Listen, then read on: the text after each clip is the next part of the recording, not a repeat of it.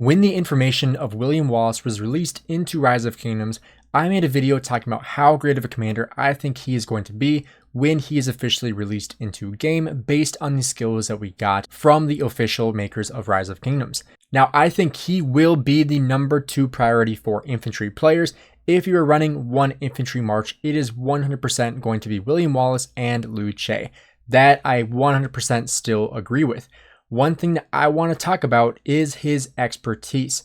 Now, this is one thing that a lot of people were speculating about, something that I was speculating about in my video as well. And today, I do have official confirmation from the makers of Rise of Kingdoms and the developers about what his expertise actually means. And this is game changing. So to go over his expertise once again, whenever this commander's troop uses an active skill or is slowed, it dispels all slow effects from up to 3 nearby allied and friendly troops, including this commander's troop, then grants them a damage absorbing shield, damage factor of 1000 for 2 seconds. This also has a 10-second cooldown, and this is unlocked after maxing every other skill, just like every expertise. On the bottom, it does say that slow effects include any effects that reduce the march speed of a troop, and dispel effects from active skill can be prevented by the silenced effect. Passive skill dispel effect can take place no matter what. Now, this is confusing for a lot of players. Now, one very common sentiment that I have seen among my video comments and other videos talking about William Wallace and his skills is that the shield on his expertise is definitely conditional with the dispel. If there is no dispel, there is no shield. Now, this is what I was speculating on in my video, and I actually did go to our developers and ask whether or not this shield is conditional or if it happens every single time an active skill is used, because if so, that is completely different, and that is insane, because that means his first skill is not only 2400 smite damage to a target troop, and then an extra smite damage to up to 3 enemy troops, but it also comes with a 1000 factor shield to not only yourself, but to 2 of your other allies, most likely going to be 2 of your other marches.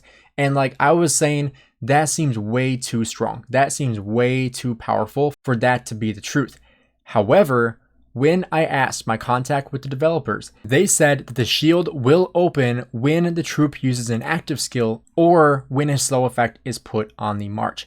Now, this is insane because this confirms that every single time William Wallace fires off his active skill, so every single time he does a skill, he will also create a damage absorbing shield of 1000 damage factor for not only himself, but up to 3 nearby allied and friendly troops. That is just like, that blows my mind completely, because like I was saying, like, okay, he's very strong, but if this were true, this is like broken. This is 100% broken. If every single time he does that damage, he gets a shield and 2 of your other allies get a shield as well, that is absurd.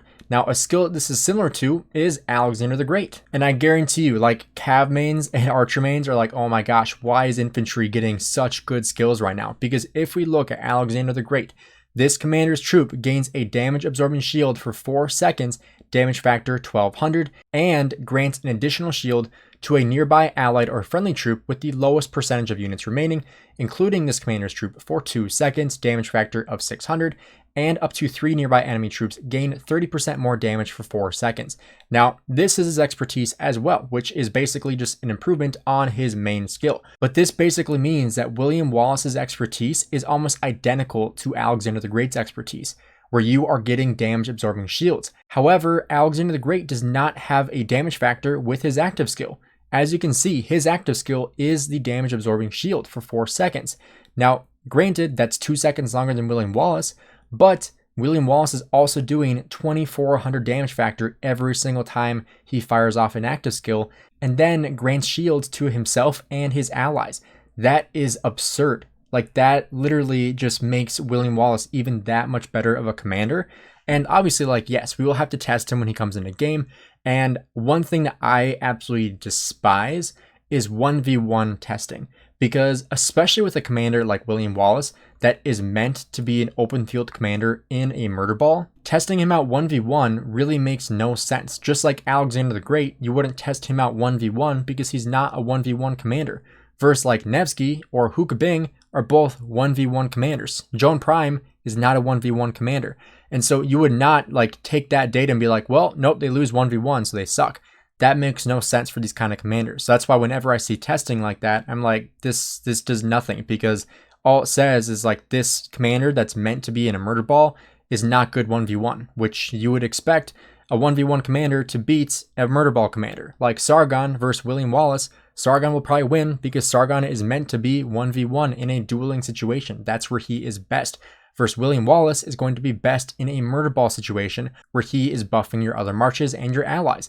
That is where he's best. Just like Herman Prime is really good in the murder ball because he debuffs the enemies and makes them take more damage. All these commanders that are meant to be in a murder ball are not meant to be tested in a 1v1 situation. And so that is one thing I want you guys to keep in mind when he first comes in a game and you see testing with him 1v1, or when people are releasing videos of like the test servers that basically just run duels on another server. And you type in all the right numbers and then you get the data and be like, okay, yep, this one won. Like I'm sure you've seen a bunch of videos like that from other creators. I mean, I think those do have some merit for some commanders, but a commander like William Wallace or like Herman Prime or Joan Prime, it really does not have much merit whatsoever because they're not the kind of commanders that are meant to be in a 1v1 situation. You wouldn't bring them to a duel. You'd bring them to a murder ball fight. So that is one thing I want you guys to remember when he does come into game and you see that 1v1 testing, is instead be like, no, I want to see 5v5 testing because that is where he is going to be the best, where he is not just doing damage, but he's also shielding himself and shielding your other marches as well. So in my opinion, this makes William Wallace even better, which is kind of crazy because I already thought he was going to be extremely good, but this information makes him sound even better. And I honestly cannot wait for him to get in the game because I will 100% be expertising him as of right now because, I have a ton of gold heads as well. So I'm trying to figure out what I want to do. And my plan as of right now is to max William Wallace and max Herman Prime. I don't know when William Wallace will be released officially into game. I'm hoping soonish because we are currently in KVK. And so if we are able to get him in game sooner, then I'll be able to expertise him and use him in this KVK. So hopefully that's the case, but at the very least, I will be maxing Herman Prime and replacing my Boudica. I've been really disappointed with her in the first place, but I mean, let me know what you guys think down below about William Wallace. If you guys think that this changes anything or changes your viewpoint on him. But once again, thank you guys for checking out the video and have a great rest of your day.